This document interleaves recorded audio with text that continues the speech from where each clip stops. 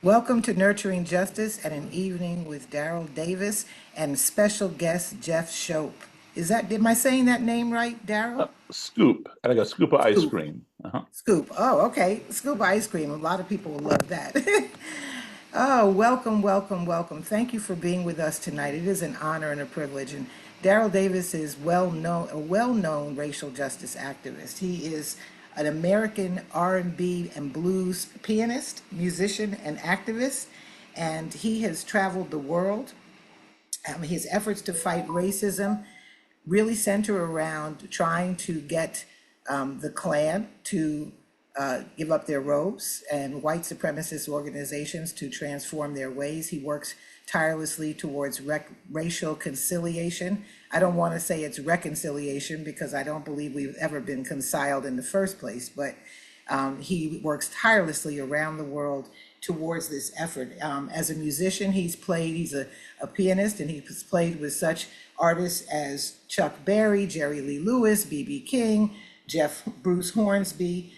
He has been the subject of documentaries. He's an author. He's written several books. He's been interviewed all over the world and on national television, including one of my favorites, MSNBC. And we're really grateful that he has with him, I gotta find him, one of his co-laborers in this effort, and that is, if you start your camera, Jeff, then Jeff Scoop, I can highlight you. Where'd you go? There you are. He's brought with him for this discussion, and I'm really glad to have you, Jeff Scoop, who is the former head of one of the largest neo-Nazi organizations in the country, who has renounced his ways, given up his hate-filled rhetoric, and is now working in his organization called Breaking Barriers USA to transform others who are in the white supremacist movement. And so welcome, Jeff. I'm going to take your highlight off, and I'm going to first interview Daryl, and then I want Daryl and you to have a conversation, and for us all to have a conversation. Is that okay? Honored to be here. Thank you. Welcome. Thank you. And Chris, the name of the organization is Beyond Barriers. Beyond Barriers. Thank you. Right. I always say breaking barriers, but thank you so much. So Daryl, I know that I don't really need to do much by way of interviewing because you just your information just flows so effortlessly in your work. But tell us a little bit. I call you the Klan Whisperer, and I want to know how did you get involved in this work of trying to how and why, and what gave you the courage to engage with the Klan as a man of African descent? Okay. Well, let's go back to my childhood. I'm age 66. I'm an American. I was born in Chicago. My parents are from Virginia, Roanoke and Salem, Virginia. We go way, way back. But my parents were in the U.S. Foreign Service, so I grew up as an American embassy kid, living all over the world. My first exposure to school was overseas. How it works is you are assigned to a country for 2 years, and then you come back home here to the States, and you're here for maybe a year, and then you get reassigned to another country abroad. So during my formative years of my life, I was in different countries every other year, every 2 years. My first introduction to school was overseas. I began traveling the world at the age of 3. I did kindergarten, first grade, third grade, fifth grade, seventh grade, all in different schools in different countries. And the in-between grades I did back home here. Now, when I was overseas, my classes were filled with kids from all over the world. Anybody who had an embassy where we had our American embassy, all of their kids went to the same school. So I'm going to show you my second grade class. All right, this is it right here. You see that? The little black boy in the top row over to your right, 2 people over from the black teacher. That's me. That's me in second grade. That picture was taken during the 1965-66 school year in Addis Ababa, Ethiopia. The little girl on the front row standing right next to the black teacher, her, and the little boy in the middle row standing 2 people over to the right of the white teacher. That little boy, myself, and that little girl, we are the only Americans in that picture. Everybody else are from different countries. So that was typical of my classroom overseas. And so, if you look at that today, you call that multicultural. To us, it was just the norm. That's just the way it was, you know? Okay, now, 1965, 66, you would never see that scenario in this country in a school, let alone you would not have a black teacher and a white teacher at the same school, let alone in the same classroom. All right. So when I was living overseas, I was about 10 years ahead of my time, in terms of ideology, right? Because schools back here were still working through trying to get integrated. Since desegregation was passed in 54, schools did not, 1954, that is, of course, schools did not integrate overnight. It took years, decades. And even now in 2024, we're still dealing with it in some places. Okay, so you see my second grade picture. Now, one of the times I came back home here to the States, I was in the fourth grade. I was age 10. This is 1968. Now, take a look at my class here in the US, 1968 at the age of 10. There were only two black kids in the entire school. Everyone else was white. I was one of those kids in fourth grade, and there was a little black girl in second grade. So, I rarely saw her because my friends were fourth graders. So consequently, they all were white. Here is my fourth grade class picture. See if you can find me. All right. And you talk about minority. So that's it, right? Now, those guys you see on the back row with me, those are my friends. And several of those guys were Cub Scouts. I was new in town. This is in Massachusetts. And they invited me to join. 1968, I joined the Cub Scouts. I was the only Black Scout anywhere in the area. So we had a parade along with the Girl Scouts, the Brownies, the Boy Scouts, Cub Scouts, 4-H Club, and different organizations. The parade was between Lexington and Concord, Massachusetts, to commemorate the ride of Paul Revere. Every year they have it. It's called Patriots Day. So I'm the only Black participant, and I'm marching with my fellow Scouts. The streets are blocked off. The sidewalks are lined with nothing but white people. And they're smiling and cheering and waving and yelling, the British are coming and all that kind of stuff. So until we got somewhere in this parade route, when suddenly, pow, I'm getting hit with bottles and soda pop cans and small debris from the street by just a small group of spectators off to my right, not everybody. And I turned to see what was happening. I saw a couple of kids, maybe a year or two older than me. I did not know them, and a couple of adults who were throwing things. And I thought, these kids and their parents. My first inclination was, oh, these people over here don't like the Scouts. That's how naive I was. That's why it's so important for me to show you that picture of my upbringing where I was around everybody. Okay, the idea that I was being hit because of the color of my skin didn't even occur to me, right? So I thought these people over here didn't like the Scouts. It was not until my scout leaders, who all were white, came running over and huddled over me with their own bodies and quickly escorted me out of the danger. And at that point, I realized no other scout was getting the special protection. So what had I done? I didn't do anything. I kept saying to them, why are they hitting me? Why are they hitting me? I didn't do anything. And all they would do is shush me and rush me along, tell me to keep moving, everything will be fine. They never answered my question as to why I was being targeted. So I was making up excuses in my head, maybe because I'm the new kid on the block or something. I don't know. But the real idea never occurred to me. At the end of the march, I still didn't have an answer. They never answered my question. I went home. My parents were not at the parade, and they were putting Band-Aids on me and cleaning me up and asking me, how did you fall down and get all scraped up? I told them the truth. I didn't fall down. I told them exactly what had happened. And for the first time in my life, my mom and dad sat me down and explained to me what racism was. Believe it or not, at the age of 10, I had never even heard the word racism. I had no clue what they were talking about because that word and that behavior did not exist in my world. All right. And so I had no reason to know what it was. And when they told me this, I did not believe my parents because my 10-year-old brain could not process the idea that someone who didn't know me, never spoke to me, knew nothing about me, would want to hurt me for no other Right. reason than this, the color of my Right. skin. That doesn't make any sense.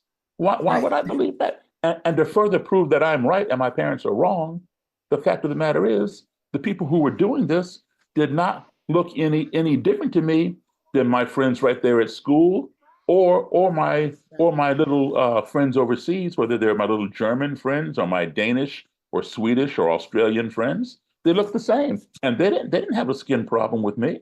So my parents had to be wrong. Well, this was 1968. A lot of things happened in 1968, Yes. culminating Yes. with the assassination of Dr. Reverend Martin Luther King Jr.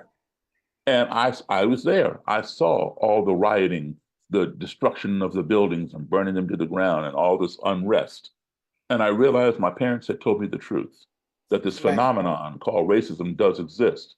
But now I didn't understand why. And I formed a question in my mind, which was, how can you hate me when you don't even know me? And Right. I've been looking for the answer to that question. As a teenager and through my adulthood, I began purchasing books on Black supremacy, white supremacy, the Nazis in Germany, the neo Nazis over here, the Ku Klux Klan, anti Semitism, racism. I've read all the books, but the books did not answer my question, at least not to my satisfaction. Mhm. So I figured, as an adult, I figured, I went to Howard University. I got my degree in music. I became a professional musician. So music is my profession, but studying relations is my obsession. And Yes. yeah, so who better to ask that question of? How can you hate me? Because when I'd ask people, they say, Daryl, some people are just like that. That's just the way it is. Get over it. You know, that's not an answer. I Not want to an know answer. why. No, exactly. So I began seeking out people who would have an answer. Who better to ask that question of than someone who would go so far as to join an organization that has over 100-year history of practicing hating people who don't look like them or who don't believe as they believe. So I Right. began seeking out members of the Ku Klux Klan. Now, I've been doing this work now for 44 years. I've been to Klan rallies all over the country and met with a lot of them. I became the first Black author to sit down with the KKK and interview these people and write a book about it. Now, here, this goes back to, this is about almost 30 years ago in Maryland at a Klan rally, towards the end of a rally. You see the fire on the cross is going out. And I asked a Klansman if he'd pose for a picture with me, which he did. There are other Klan people there, but at the end of the rally, there are picnic tables set off to the side that have beverages and food, and they gather over there and eat and drink and socialize. So this one was taken um, about 8 years ago in the state of Missouri, again towards the end of the rally. There are more people there, eating and drinking. You always leave some Klansmen there guarding the cross because the thing is going to topple over and they don't want the sparks to fly and set things on fire. So when that thing goes over, they extinguish it. Now, what I want to do is I'm going to show you a quick snapshot of what can take place, and then I'm going to break it down for you step by step. All right. Okay. So CNN contacted me, and they'd heard about me they knew who I was as a musician because I played with Chuck Berry. They knew who this other fellow, his name was Roger Kelly. He was the leader of the Ku Klux Klan. They knew who he was, and they'd heard about this Black musician and this Klan leader getting together, and they wanted to do a story. So they asked me if they could follow me to a rally sometime. I said sure. So I called them when I was going to a rally. It was about 2 hours from my house, and they came to my house and followed me to this rally. And they said, "Do you think Roger Kelly, the leader of the Klan, will even talk to us?" I said, "I will do better than that. When the rally is over, I will get Mr. Kelly to come back to my house, and you can interview the Imperial Wizard of the Ku Klux Klan inside a Black man's house." They're like, "Whoa, Wow. okay." So that's exactly what they did. Now, I'm going to show you this clip that was taken by CNN. It aired on TV on CNN every hour for 24 hours all over the world. I'm going to show it to you now, and I want you to pay particular attention to what Mr. Kelly says. He says that even though he and I would do different things together, it did not change his views on the Klan because his views on the Klan had been cemented in his mind for many years. He goes on to say how he believes in separation of the races because he finds that to be in the best interest of all races. But listen to what he says about respect towards the end of this video clip. Okay. One thing that I've learned, between my childhood and my adulthood, because I traveled the world as a kid. Now as an adult, I travel the world again, either performing or lecturing. When you combine the two sets of travel, my childhood and my adulthood travels together, I've been to all 50 states and I've been to 63 countries on 6 continents. So all that travel does not make me a better human being than somebody with less travel. But what it does is it gives me a better and broader perspective on Right. humanity because I've seen so many different cultures and religions and things like that. And what I can tell you is this: no matter how far I go from our country, the United States, whether it's right next door to Canada or right next door to Mexico or halfway around the globe, no matter how different the people may be that I encounter, maybe they don't look like me or speak my language or worship as I do, or maybe they don't even worship at all. I Right. always conclude that everybody I've met is a human being. And Right. as that's right. And as such, every human being wants these 5 core values in their lives. Everybody. We all want to be loved. We all want to be respected. We all want to be treated fairly and truthfully. We all want to be heard. And we all want the same things for our family as anybody else would want for their family. And if Right. we can learn to apply those 5 core values or any of those 5 values when we find ourselves in an adversarial situation or in a society or culture in which we are unfamiliar or uncomfortable, I will guarantee you that your navigation of that situation, that culture, that society will be much more smooth and much more positive. So that's how I conduct myself with anybody, whether they're a neo Nazi, a KKK member, or whatever. It doesn't Right. matter. Okay? Because everybody responds to those 5 core values. So listen to Mr. Kelly talk about he believes in separation of the races. And even though he and I had done different things together, it does not change his views on the Klan that have been cemented in his mind. Okay. Wait one Look, second. Say the mhm. 5 core values again. Everyone wants to be loved. Everyone wants to be respected. Everyone wants to be heard. Everyone wants to be treated fairly and truthfully, and everyone wants the same thing for their family as you want for yours. We all want the same things for our families. Okay? Yes. Notice his robe.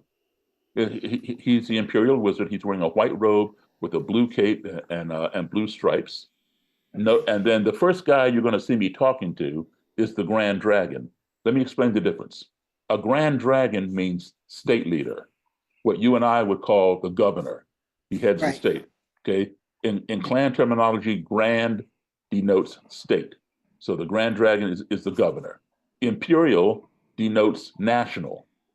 And wizard is the top guy. You and I would call the national leader the president. They call their Right. national leader the imperial wizard. Okay, Right. so let's take a look at you'll see the Grand Dragon in a white robe with green stripes and green cape. That's the grand level, and then the imperial one with the white with the blue cape and blue stripes. All right, where is that? Here we go.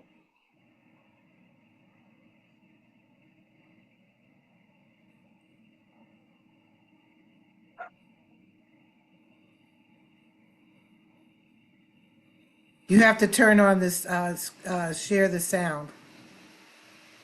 You don't have sound? No. All right, hold on 1 second. You didn't have sound, huh? Nope. Let me fix that for you right quick.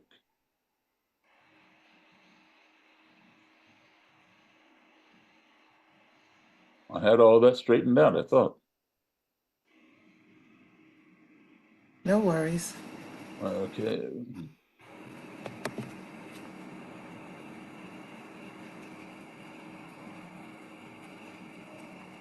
Okay.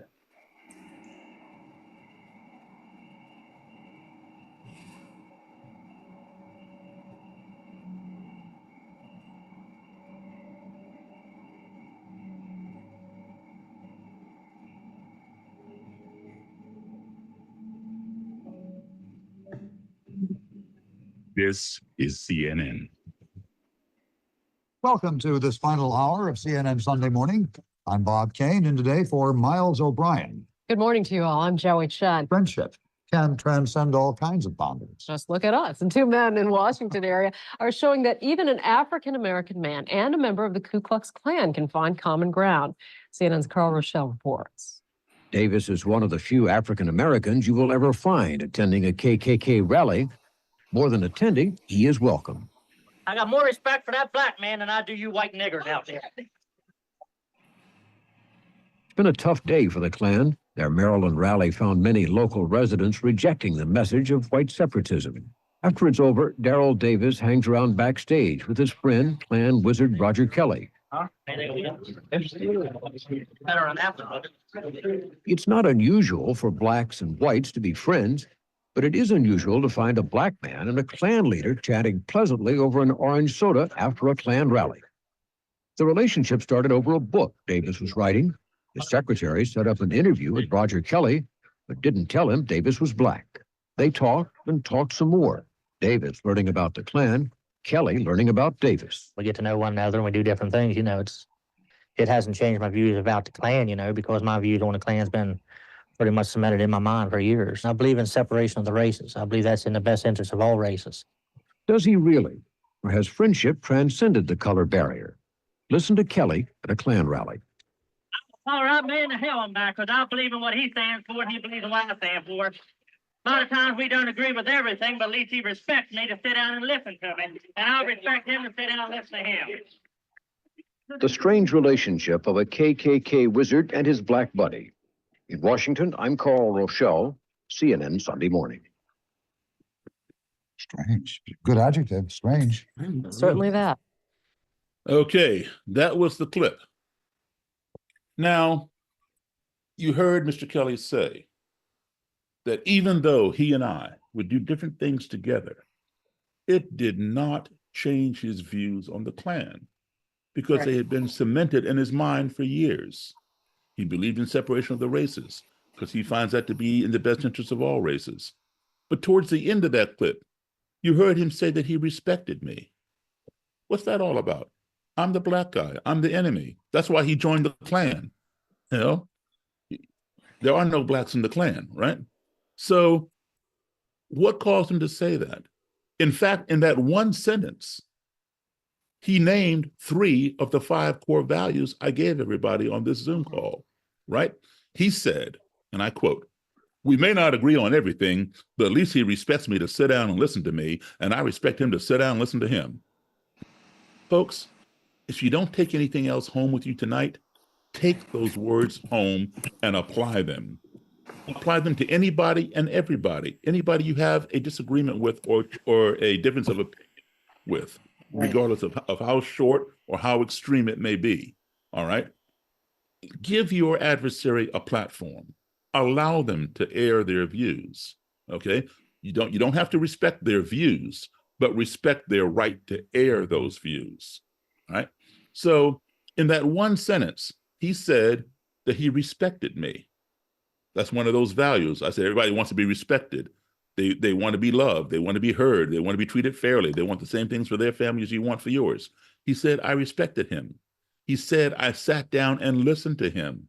That's 2. That means I allowed him to be heard. I listened to him, right? And then he said that he respected me and he sat down and listened to me. That's treating each other fairly.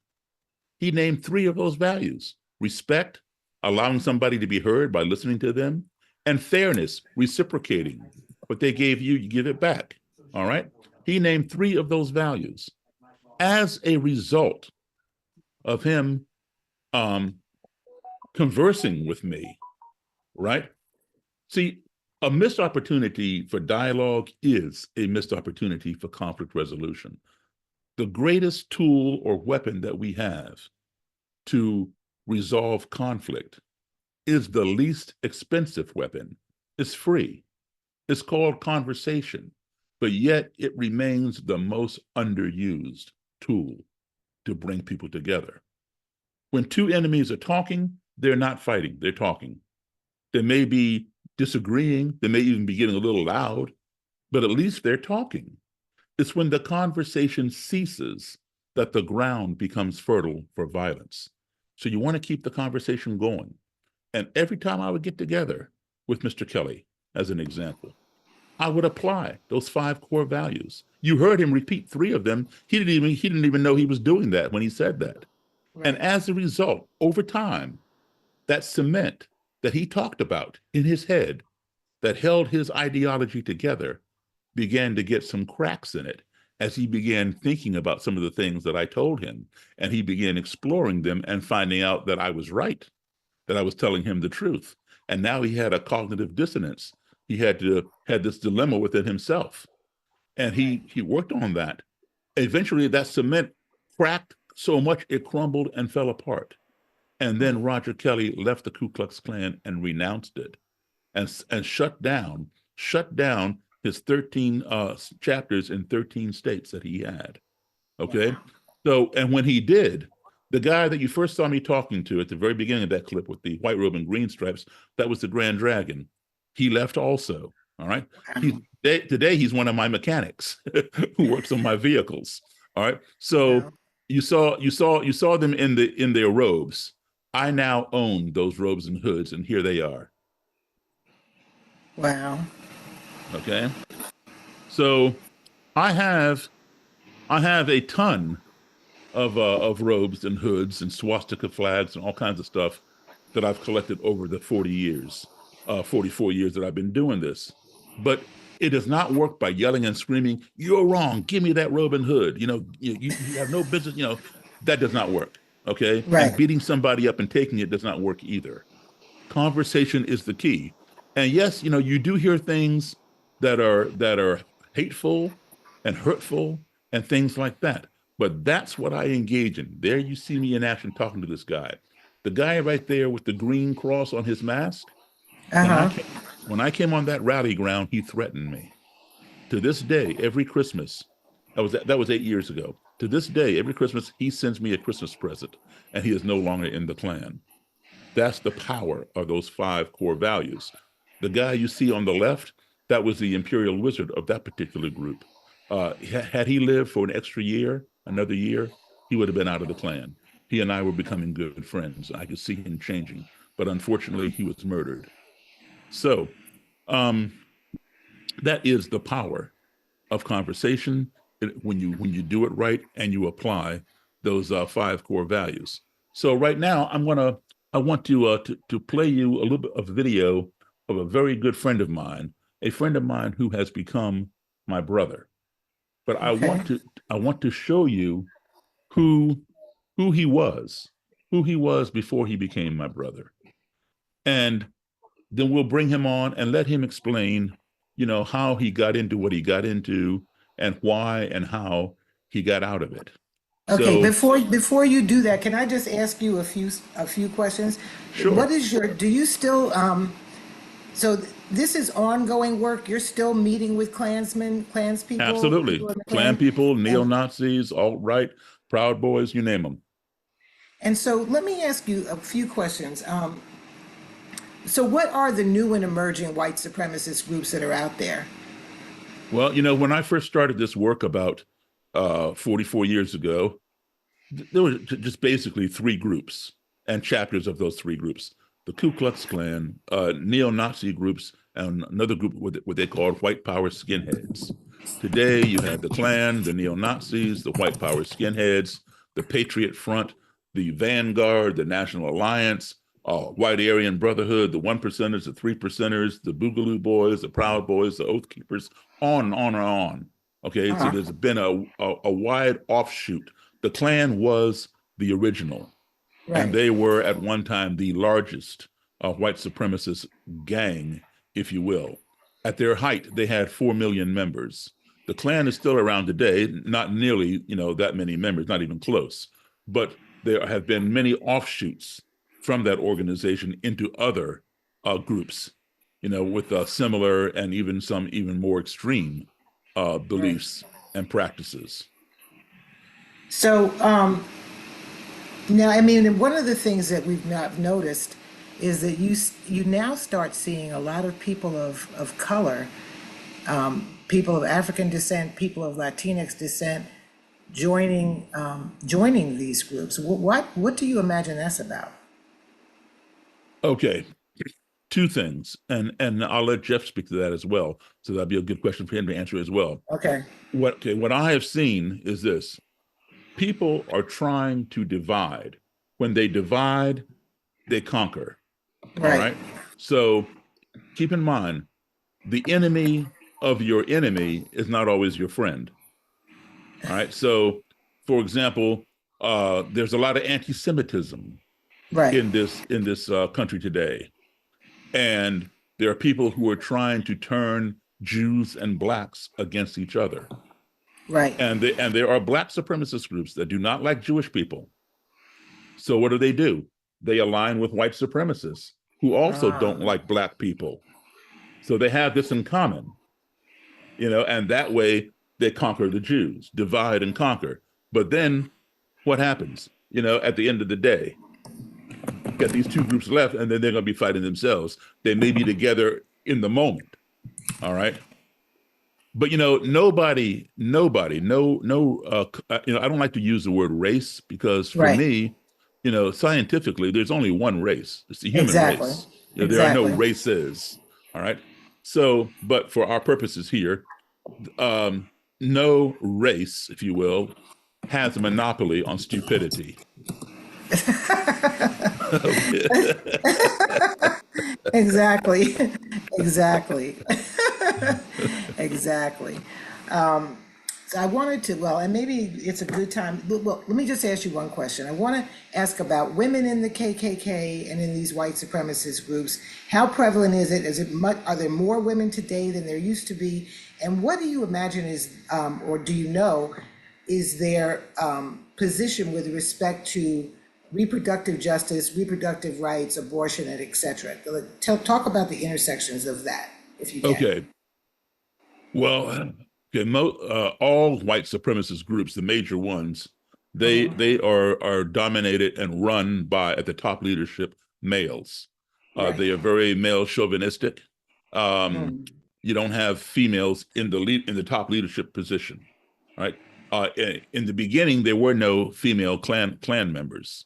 It was all the husbands and boyfriends and the sons and all the males. Right. Okay, then later on, they had a female auxiliary, and their job was to raise money, through bake sales, different things like that. And the money went to pay people to make the Klan robes and fund, the organization. So it was kind of a subservient role, but a financially supportive role. And then finally, they began letting females into the organization. They're called, the Klan name for them is Lottie, Lotie. Or their Lotties, which is an acronym for Ladies of the Invisible Empire. Lottie, okay? So they began letting them in, but they hold positions like treasurer, secretary, things like that of the organization at each level. And that goes in the neo-Nazi movement and a lot of other movements too. Because males are the dominant ones, females are to be there to produce more white children, to increase the population. That is their main role. And what is their connection to to those who oppose reproductive freedom and a woman's right to autonomy with respect to her body, if you know? Well, I mean, I know some on both sides of the fence who are white supremacists, female, KKK members, and some of them have had abortions. But they will toe the party line. They'll toe the party line. Yeah. Right. Okay. I want to talk. Well, let me bring Jeff in. Jeff, can you start? Before you bring him in, let me show everybody this video clip, folks. This is my friend Jeff Scoop, and he's not only my friend, he is my brother. but I want you to see Jeff, where he came from, how he was. This is when I first met Jeff. This is the person that I first met, and I want you to listen to some of the things that he says in this video that I've put together for you. Okay. Because you're hearing some of those same things today, and not from Jeff Scoop, but in our climate right here, especially during this election cycle. Oh, yes. Okay, so let's take a look at this video, and then we'll talk, and then I'll introduce Jeff to you. Okay. I'm Daryl Davis. For the last 4 decades, I have dedicated my life to dealing with people like this. Invasion from Mexico and every other third world cesspool that's coming here to try to overrun our borders. This is for the car brothers, and it's right here.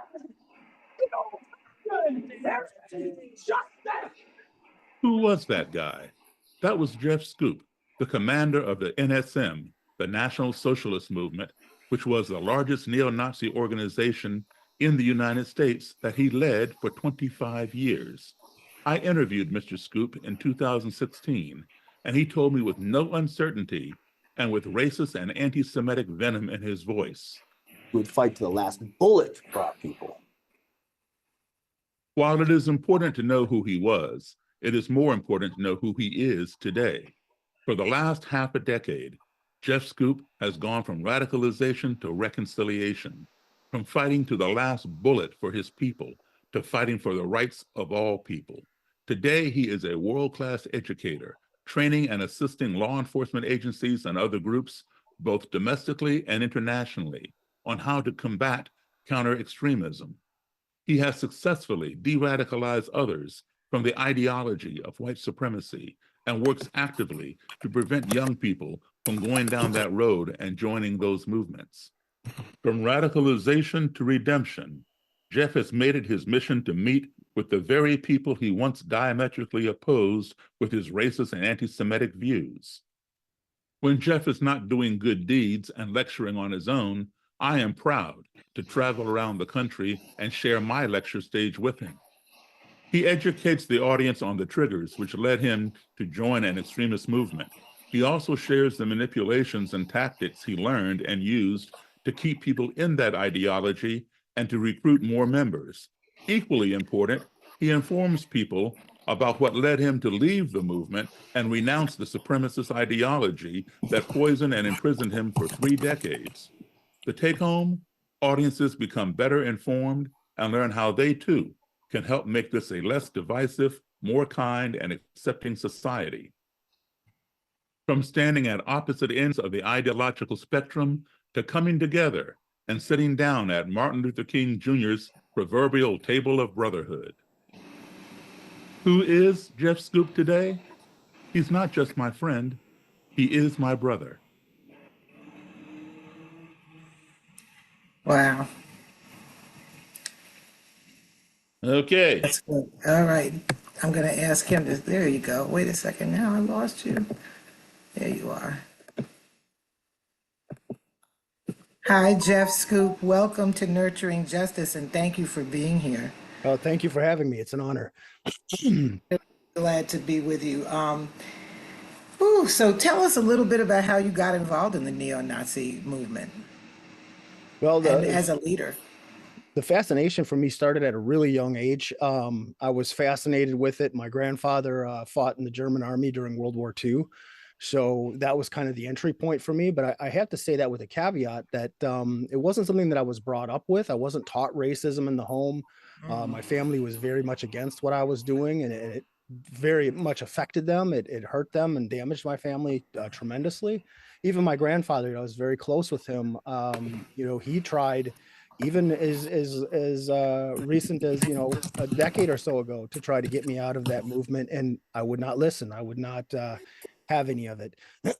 So, I was raised in a working class, middle class family, not taught racism in the home. And to be honest, I didn't really learn a lot about racism until I joined. But that fascination with my grandfather's history, that was the trajectory for me. So that's a little unique, I guess, in a sense.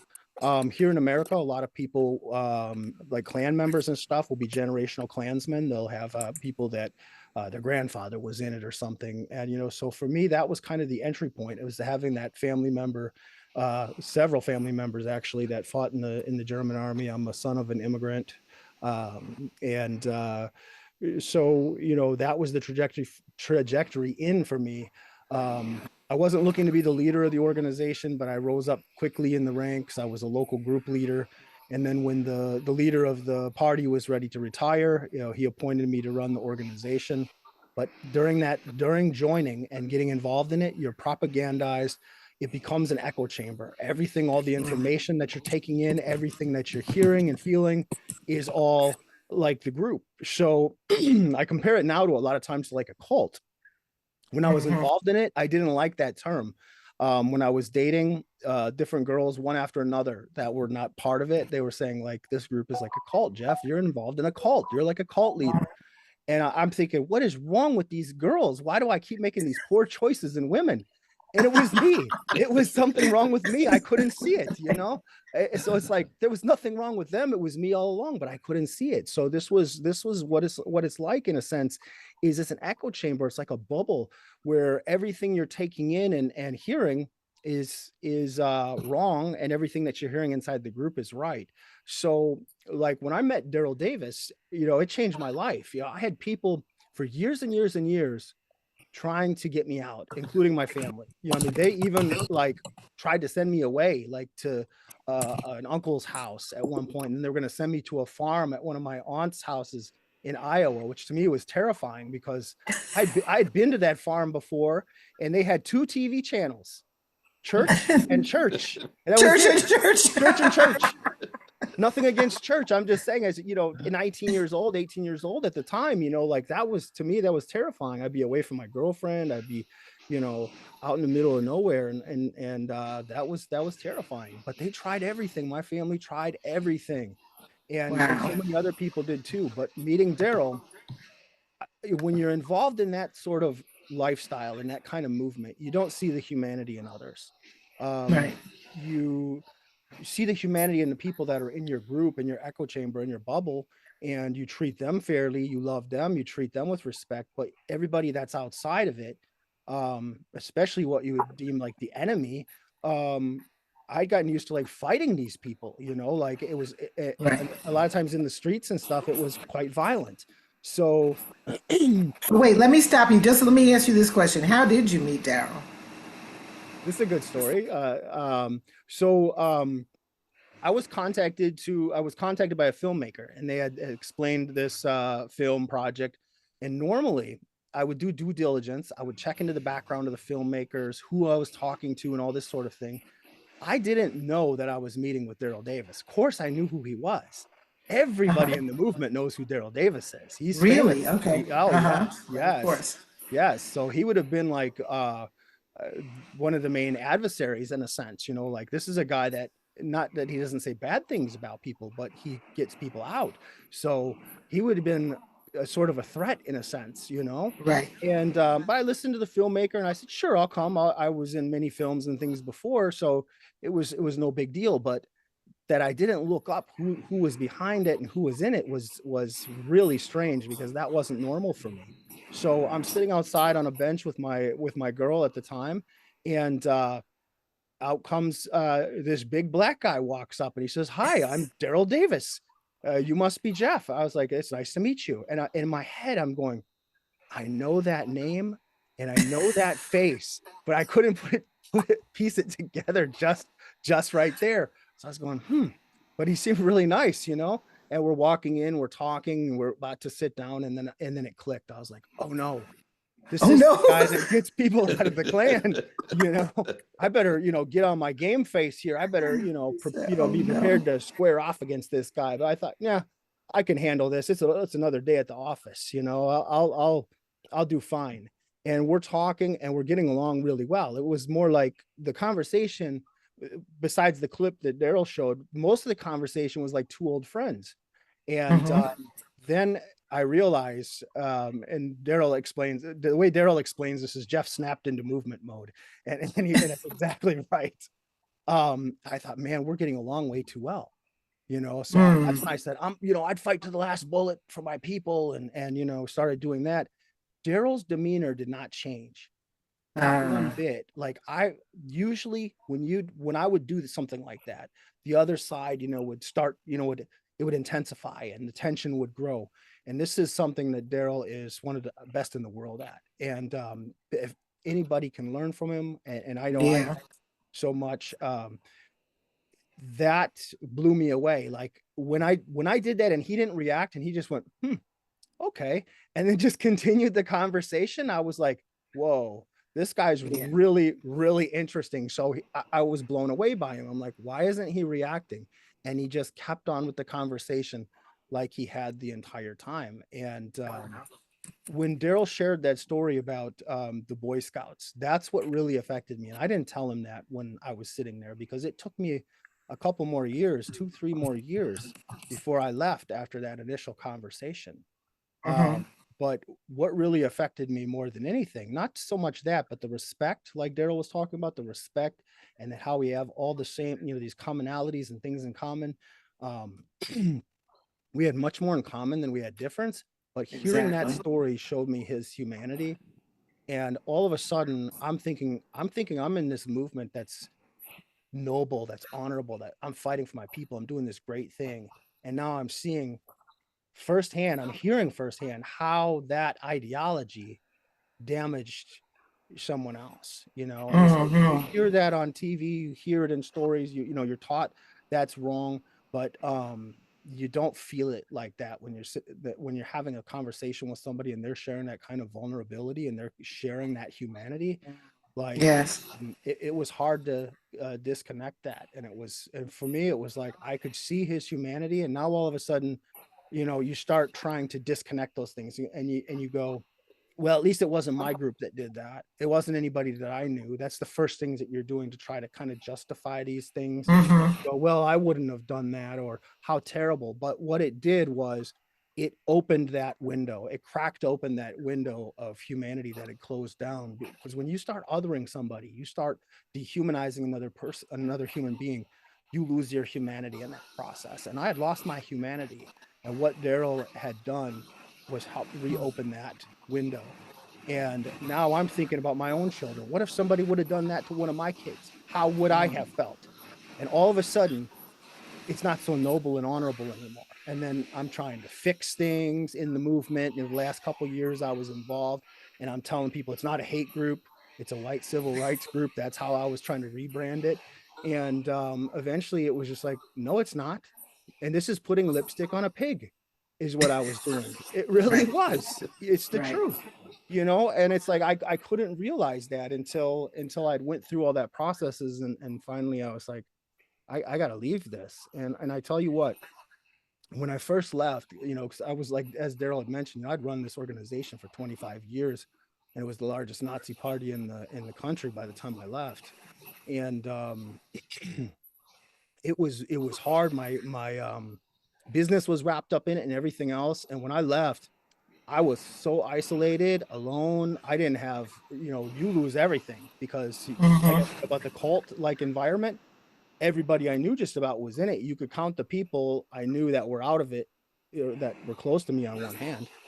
And so I'm going through this process. And one of the first people, when Daryl found out that I was out, he was one of the first people that called me. And he was like, how can I help? That's Daryl Davis. That's the kind of person Daryl Davis is amazing. He's love, compassion, empathy, all rolled into one. He's just an amazing person. Like he said, He is my brother. Let me ask you something. What you talked about, your family, and that there was no hatred. This was not fostered in the family, and that you had seemed to have a solid family with parents that loved you and took care of you, and no abuse.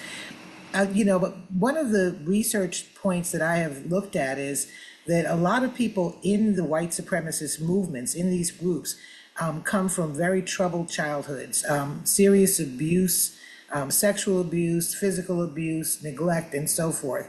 Can you tell me, is that right? And, what's your experience with that? You do have that, and that can be an entry point for a lot of people, because especially for somebody that's looking for a sense of belonging, or if they've been abused and things like that, they are going to be more prone to something like that. So they're more, there's a word I'm looking for, but I think you understand what I'm. Susceptible, So yeah, they're more more susceptible, susceptible. right? Yes, they're certainly more susceptible, but there's not like a certain, you can't pinpoint it and say this is the reason, that's the reason, because Right, right. everybody has different reasons that go into it, but those people are certainly more susceptible to it, just as there's a trend where a lot of people with like autism and things are being targeted, because they're kind of socially awkward, a lot of them, and Uh, they're being targeted by movement people, and movement groups will exploit that as well. So they recognize this thing, whether it's consciously or subconsciously, and they will target those type of people. So if they see somebody that's lonely, or somebody that is looking for something, they will seek them out. Wow, thank you. And so you talked about your transformation, and besides Daryl and your friendship with him and his offer to help and his compassion, I mean, he's an amazing man. I'm proud to now call him my mentor, because, there are a lot of us in doing racial justice work have growing edges, to try to be able to have it's easy to have conversations with like-minded people, right?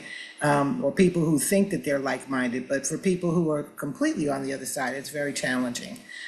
But so I say all that to say, besides Daryl, and your relationship with him, and maybe the handful of others that left the movement, what steps did you take towards your own personal transformation? What other steps? So I mean, there was a lot. There was a lot to be done there. There was another individual by the name of Dia Khan, who was a Muslim lady, that helped me a lot. I work today with the Simon Wiesenthal Center, which is a Jewish organization. The Jewish people in particular were the ones that I dehumanized the most. Like a lot of people would tell you when I was in the movement, and I always would say, I'm not a racist, but I was a raging anti-Semite. Like Okay. it was bad. It was really bad.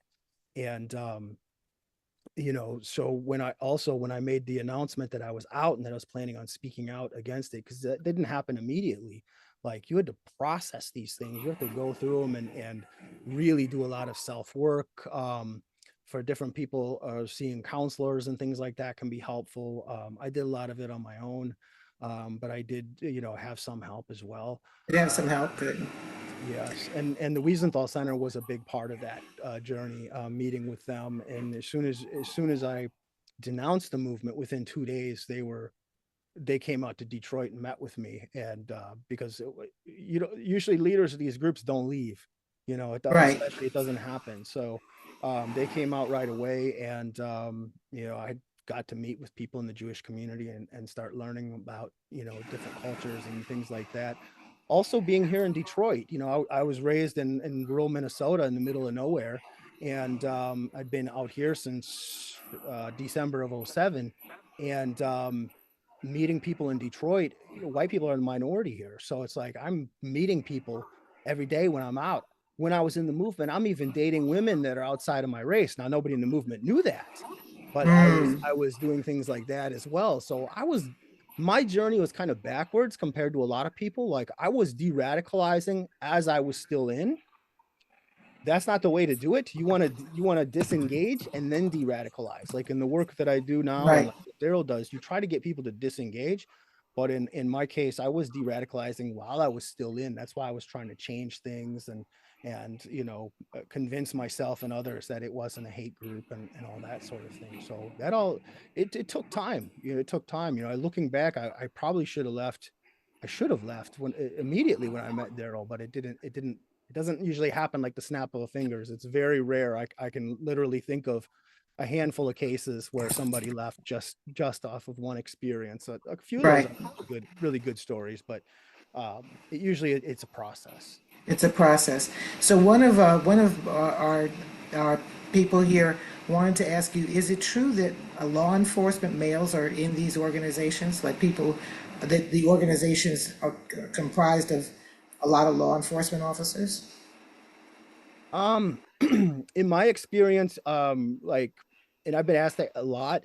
There was a few, and I know back in the heyday of the Klan, back in the 60s and stuff, it was definitely a lot more of a problem, especially in the South. In my personal experience and like with my group, a handful. But the military was different, like The military has a lot, right? military had a lot. Law enforcement, not so much. And I know today, like I do law enforcement trainings and stuff with Wiesenthal, and we try to bring cops up to speed on what to look out for in these type of groups and the most dangerous elements, especially. Have you had any success trying to get the military to bring you in to do some work? I'm working on it. There was just an article a few days ago, or last week or a few days ago, that came out in the War Horse, which was a military publication. And there's going to be another one coming because they're working on things like that. And I'm doing some work with the Office of Juvenile Justice, the Justice Department. So later this month, I'll be speaking at a event for them, and I'm working on some micro learning courses because they've got curriculum that's going to be rolling out, hopefully, to schools all over the country to teach kids about extremism and what we can do to bring people together and things like that. So I'm really, it's really awesome to see that the government is taking an interest in this sort of thing. And I'm hoping that does develop into more things with the military as well, because I think they have law enforcement maybe have a small problem with it, but the military has got a big problem. Big problem, yeah. So sorry, go ahead. Jeff, can you speak to why returning vets from Afghanistan, Iraq, and wherever are being recruited, especially if they've only been in for 2 years? Why are they being vulnerable? Why are they being recruited into these movements? Well, like in the organization that I was a part of, by the time I left, I would say almost half the group had military training, which is terrifying, I think, for a lot of people outside of it. But that was something that I had worked on for years. And it was understanding that a lot of people that left the military were looking for also that sense of belonging, like a lot of people. The organization that I was a part of was structured like the military, which was done purposefully. So when they left, it would look familiar to them in a lot of ways. So there was uniforms, there was ranks, there was all these different things. So there was that appeal in a sense too. And it also appealed to their sense of patriotism. And I'm not saying they're patriotic. These groups are not patriotic, but they believe they are. So that's another thing that's put out that tends to drive people in and things like that. So it's that looking for that sense of belonging, that sense of purpose, and having a mission again. So this is where the military really needs to address those type of things. And we have that same struggle, and Daryl can speak to that as well. When people leave the movement, like that was their life, like that was right. So a lot of times they need that new sense of purpose, and what that could be a hobby like learning to play the guitar, or that could be speaking out, or that could be, there's so many things it could be, but it shouldn't be that what they were doing before. So for some, it might be a church. I've seen some that have gotten very religious afterwards, and whatever it is, as long as it's not hating people, that's where we want to kind of push them in those directions. So we have another question. I've got I would like to have a whole conversation with you just offline about this. How should we be responding? Well, let me say the question. Do you have any idea on how we could use what you have learned and what you have been through to deal with the cult of the current white supremacist cults that exist? Particularly the cult that's formed around the current one of the current candidates for president. I think, the best way is like what Daryl had explained, and it's something we call like relational dialogue, and it has to do with, civil discourse, respect, things like that. And it's really, it's difficult for a lot of people, but I think it's something that can be learned and taught, because it's basically not using judgment, and it's letting people be heard and things like that. So if you go into something, and I know Daryl says this a lot too, and I do as well, but we don't make anybody change. We can't force anybody to change. Right. And if you do force somebody to change, like say a guy's in trouble with the law or something, and you go, if you don't change, you're going to jail. Or if your wife is over there going, if you don't change and leave the movement, I'm going to take your kids, right. that change isn't going to be real. That's not going to be genuine. It's not going to be, change has got to be in the heart and in the mind. So they have to do that themselves. We can give them the tools, and we can help them see that, but they have to make those decisions themselves. So a lot of times it's the way you frame a question, it's listening, it's being heard, and not disparaging or like one thing that Daryl never did, and same with Dia, the other lady that helped reach me. They never once told me I was wrong. I was wrong as wrong can be. I was so wrong, but they never said it like that. They would pose questions, or they would ask questions. Well, what do you think about this? Or how would you feel if this happened? You know, and get you to think. So where, say you're in a conversation or an argument, you're not going to go, oh, okay, you're right. You're right. But what it can Right. do is plant that seed. The And seed, later on, planting the seed. yes, Right. Daryl's like Planting the Johnny seed. Appleseed. He plants seeds everywhere. So I want to ask you, I mean, what are we in store for during this election season from the white supremacist groups that are out there, if you know? Well, I think a lot of people in general in the country are kind of on edge, and I think there's a lot of it's tough with because there's so many different so much different nuance, and where they think differently and things like that. I can tell you, and you might find this funny or curious or interesting. But when I was in the movement, I didn't like, and I know the candidate you're speaking about, but I didn't like Right. him. I didn't like nothing to do with him because I thought, Right. and most of the guys in the Nazi movement didn't either. But so you know, there's that. So a lot of them will say it doesn't matter what candidate wins because they're both part of the system. Like that was a common thing you'd hear in the movement. Now there's some movement people that do like different candidates, but there's a lot of nuance when it comes to that. So I don't know, you know, you hear a lot of divisive stuff that's coming from different camps, and there's a lot of people worried about different things. And I think we've seen that kind of in other elections and the ramping up, and I Right. hope we don't have any problems, nothing crazy goes on in the country, but I think we just all need to treat each other with more compassion, more love, and understanding, and hopefully we can get past all that. Well, let's pray. Definitely. So how do we there's a question here, but I think that you've answered it. You know, the best way to push back against racially and xenophobically charged conspiracy theories and disinformation. You know, for example, the current accusations against Haitian immigrants that's going on in this campaign cycle. And I think, you know, I mean, you know, you said it repeatedly, like listen, be non-judgmental, etc. But if you want to add anything to that answer. Yes, and this is another thing I think that's really important. Like even if some of this stuff is true, like Daryl, do you want to take this one, or we're on the same page with this, so it doesn't matter to me. Go ahead and finish your statement, and I'll add a few things in. Okay, Sure. sure.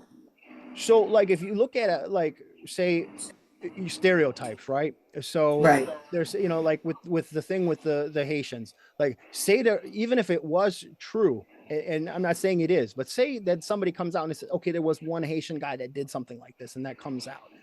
That does not mean they're all doing that. And it's the same thing like if you take a serial killer or something, you know, a lot of them are white people. Now, are all white people serial killers? Of course not. Right. Are all Haitians eating cats and dogs? Of course not. These are extreme situations where somebody, if it's even happening, somebody is doing these things, and it doesn't mean all people are doing them. And that's something that the movement really, these movements really bank on and really abuse.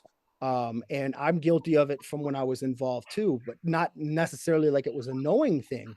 But we would show videos, like say of like the farm murders in South Africa, and be like, look, white people are being targeted. This is going to happen in our country.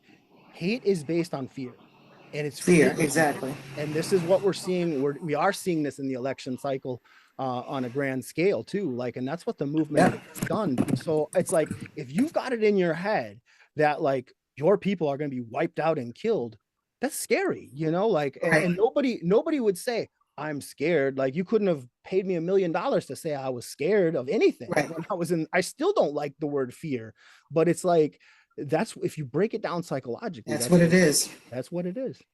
Okay, so you know, and to Jeff's point, let me get a little abstract, then I'll bring it right back in.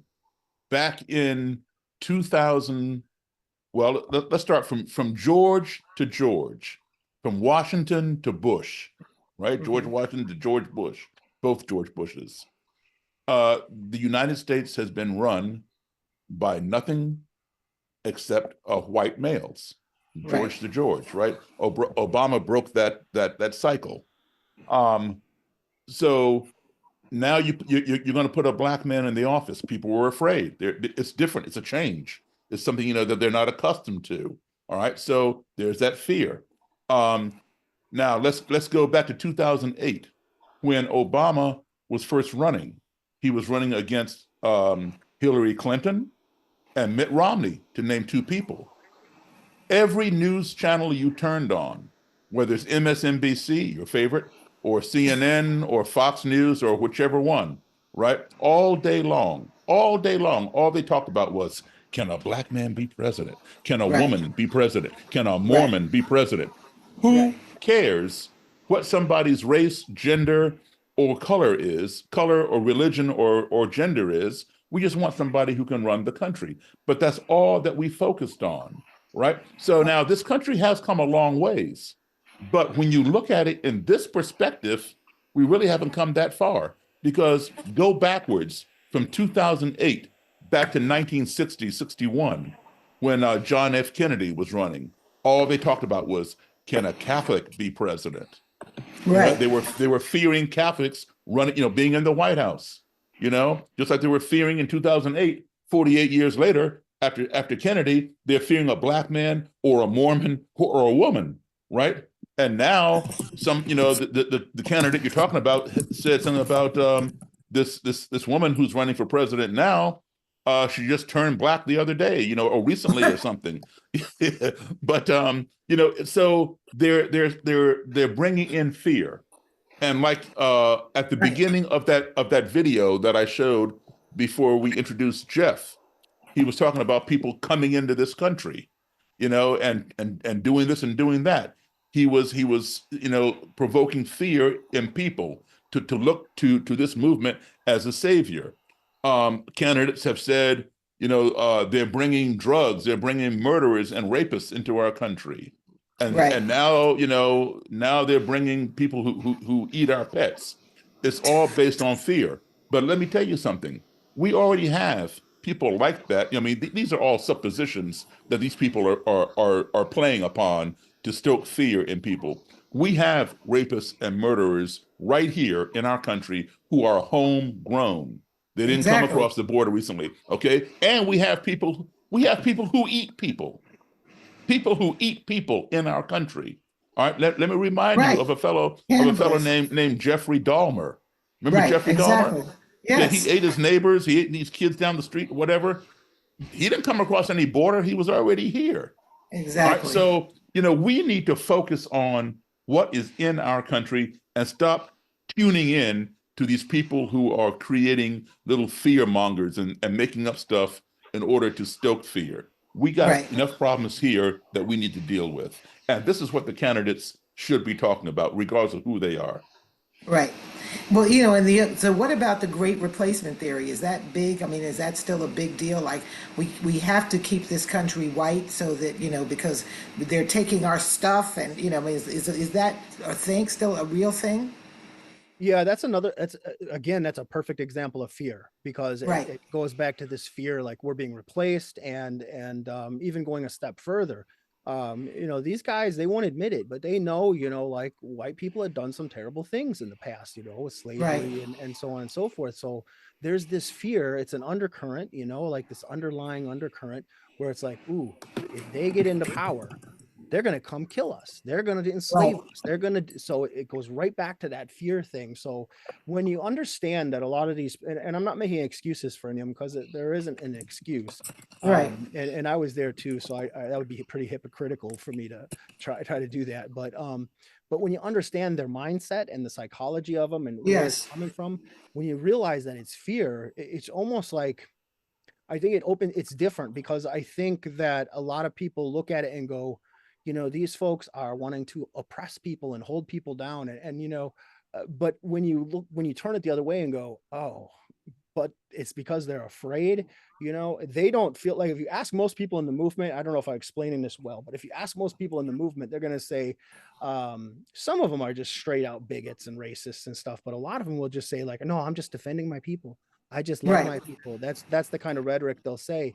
So it's when you break it down, it's that fear. It's if that fear that's been triggered, I think tends to drive a lot of the extremism. So, Chris, one of the things that I say a lot in a lot of my lectures, and Jeff can testify to this, how it works. Ignorance breeds fear. We fear those things of which we are ignorant. And if we Right. don't keep that fear in check, that fear in turn will escalate into hatred because we hate the things that frighten us. Exactly. And if we don't keep that hatred in check, that in turn will escalate into anger and then destruction, violence, because we want to Right. destroy the things that we hate because they frighten us. But guess what? At the end of the day, they may have been harmless and we were simply ignorant. Now, here's the thing. We spend a lot of time in our country addressing destruction. I say forget about the destruction. Once it's destroyed, that's it. It's not coming back. Don't forget it, but don't dwell on it. Move on, Right. okay? The destruction is a symptom of the root cause, all right? Forget about the hate. The hate is another symptom of the nucleus of the Right. root cause. Forget about the fear, another Right. symptom. The root cause of all this is ignorance. All Ignorance. right. If Exactly. you cure the ignorance, then there's nothing to fear. With Right. nothing to fear, there's nothing to hate. With nothing to Right. hate, there's nothing to get mad about and destroy. But the good thing is this: there is a cure for ignorance. That cure is called education and exposure. And the more we Right. get educated, the more we expose ourselves to one another, the less fear we have. And this is not just adults. I've done this myself in classrooms with little kids. Yes. I'll be standing up in the front of the classroom. There'll be like 5 rows of desks of little kids sitting there. And I'll just be talking casually. And then all of a sudden, I'll point in between some kid's legs in the front row, say, hey, there's a snake under your chair. Just at my suggestion of that, all the kids in the room, even 5 rows back, scream and throw their legs up in the air, okay, out of fear of what I pointed to in the first row, It right? doesn't exist. And it Right. doesn't exist, right? And then they realize there's no snake there, and they start laughing. And I say, why did you all scream and throw your legs up in the air and stuff? Well, I'm afraid of snakes. Well, there's the fear. Well, why are you afraid of snakes? Well, they're slimy, they're poisonous. I hate snakes. There's the hate. And there's the ignorance. Snakes are not slimy. If you've ever touched one, they're very dry. Okay, they're not slimy at all. And Right. and not all snakes are poisonous. There are some good snakes, and then there Right. are the poisonous ones. So they're displaying their ignorance. And these are Yes. little kids. It's true. Ignorance breeds fear. Fear breeds Absolutely. hatred. Hatred breeds destruction. So we should focus our finances, our efforts, our time, our energy on curing On the ignorance, not ignorance. trying Right. to focus on what got destroyed and who hates who and whatever else. Well, you just tapped into the whole mission of nurturing justice is to educate, right? Is to try to, bring people together in small groups, multicultural, multiracial groups, so that they can understand the history of this country, understand one another, really be able to relate to one another and form relationships. It's about relational transformation, as you have demonstrated. And, one of the major things that we hear in our work when we work with groups from people of European descent primarily is, why didn't I know the history of, slavery, of Reconstruction, of the Civil War? How come I wasn't taught this? I've got multiple higher degrees of higher education and I still didn't know this. And so, we're on a mission in nurturing justice to try to educate as many people as possible and to bring people together to have conversations and to learn and grow together, because we're all human. We're trying to dismantle the notion that there's a hierarchy of human value based on any kind of difference, particularly skin color. So I'm really this is really rich. I want Jeff to share with you and the audience here a story that just, I mean, I've seen it happen a few times, and it blows me away every time. But Okay. but I saw it happen with one of Jeff's people, and right before the pandemic, Mm-hmm. I mean, right before it hit, I had a lecture gig in New York, Mm-hmm. and Jeff had left the movement, and he was, trying to figure out what he was going to do with his life, because like you said, he lost everything. Right. If you try to go get a job, they want your resume. What are you going to say? I was a Nazi for 27 years. They're not going to hire you. Yeah, no, So not so much. Right. right. So, I wanted to help him get on his feet, and he has a story, and people need to learn from him. Just like, when I don't know why people are so reluctant to hear from somebody who's been involved in that kind of stuff. But, when somebody gets out of a gang, like the Bloods or the Right. Crips or whatever, the police recruit them to say, hey, help us understand how gangs operate, et cetera, et cetera. Well, you can do the same thing with people who are former supremacists, whether they're black, white, or otherwise, or Right. whatever. Okay. So he has value. So I had a speaking engagement up in New York for the Mm-hmm. Veritas Forum, and I said, hey, would it be okay if I brought somebody who got out of the movement? You're going to be asking me all about the movement. I can tell you what I know as an outsider talking to them, but why don't I just bring somebody who was in there and got out? And they said, well, Right. okay, great idea. So I called Jeff. He said, yeah, he'd come. So I met him in New York, and we went to this thing. And he called a friend of his who lived in New York, who used to be in the movement. I mean, this guy was big and burly, and you don't want to meet this guy, not even in a dark alley. You don't even want to meet him on Main Street. I mean, this Right. guy was just Right. scary. So, and this guy showed up with this black lady, and I'm thinking, what? Wait a minute, hold on. This guy was in the movement, Jeff. Yeah, I'll tell you about it, later. And I said, okay, So I met the guy, really nice guy. I met this lady that came with him, very nice lady. And we all had fun, and Jeff and I did the lecture. So then afterwards, I find out the story, which I'm going to let Jeff tell you about. Okay. Yes, this is a great story, and this is about how love can conquer hate. And this was actually my Duke Schneider's his name, and he's public, so he's okay with me talking. They're okay with him, and his wife are okay with me talking about it. But he was my chief of security. His father actually fought in the SS, in the German SS, in the war, and he was involved in a long time. And as Daryl was mentioning, he was like a semi-pro wrestler. Like Mm-hmm. it was like a strongman. So he had come out, he had left before I did. And when he left the movement, he had gotten some kind of thyroid cancer or some kind of cancer, and he was in the hospital. And Catherine, who was the black woman that Daryl had mentioned, she was had been his father's nurse at one time and had stayed a friend of the family's.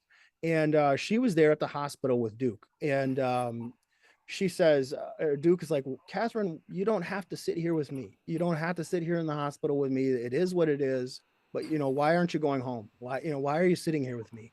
And she says, I am not leaving your side until you get out of until you're well and until you walk out of this hospital.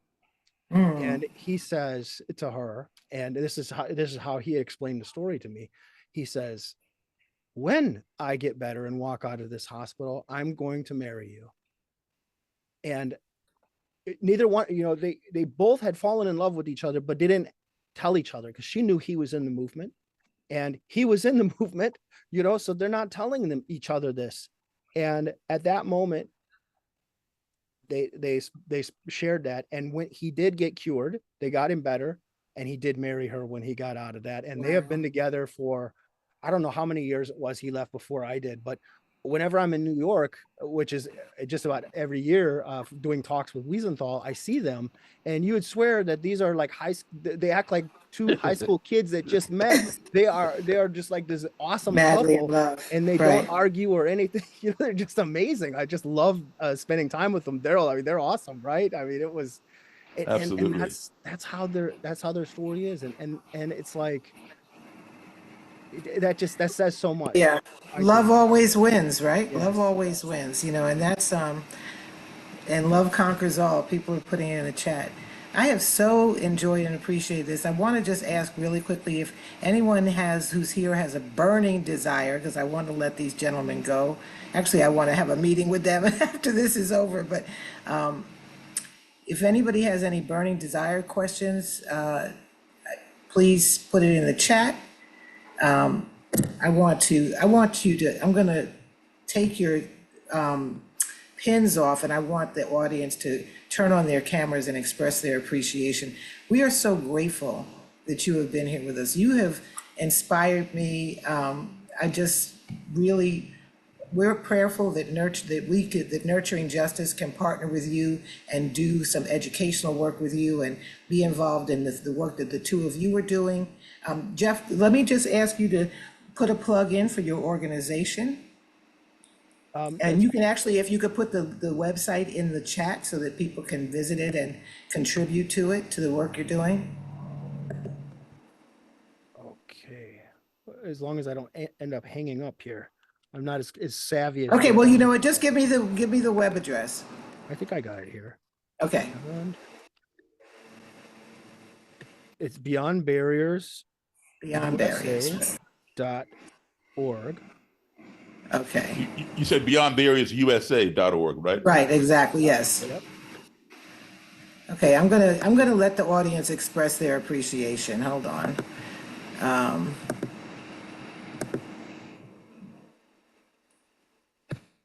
Move my spotlight, and then let me do the gallery view.